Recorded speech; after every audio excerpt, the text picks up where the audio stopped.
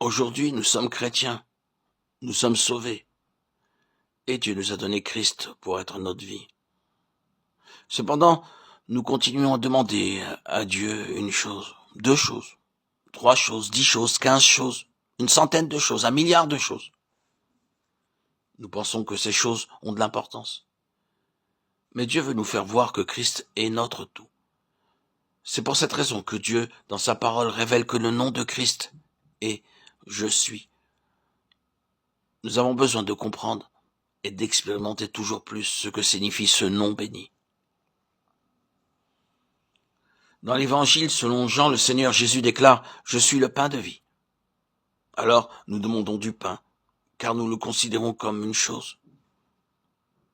Nous avons tellement faim que nous intercédons auprès de Dieu, afin qu'il veuille bien nous accorder du pain. C'est surprenant, mais tous ceux qui demandent du pain ne l'obtiennent jamais.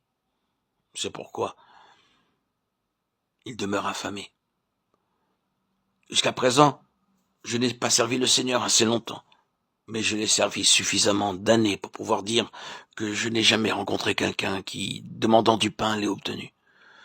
Vous pouvez alors rétorquer, la parole de Dieu peut-elle se tromper? Dieu n'a-t-il pas dit, car il a satisfait l'âme altérée, il a comblé de bien l'âme affamée? Psaume 107, 9. Ma réponse est bien sûr, il a rassasié les affamés avec des biens, des bonnes choses. Luc 1, 53. Mais que sont ces bonnes choses qui rassasient les affamés? Nous devrions savoir que ce qui nous satisfait aux yeux de Dieu, ce n'est pas du pain, mais Christ. Souvenons-nous,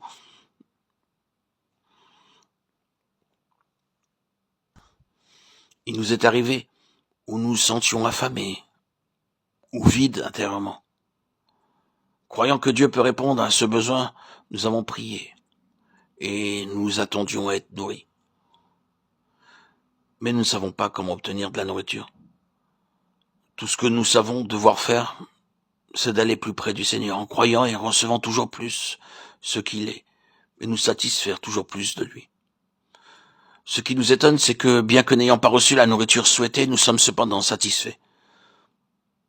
Nous n'avons pas reçu la nourriture à laquelle nous pensions, mais en nous approchant du Seigneur, nous avons été satisfaits en croyant et en acceptant ce qu'il est.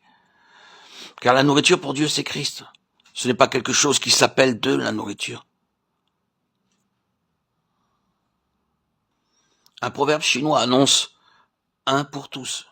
Cela peut sûrement s'appliquer aux choses de Dieu.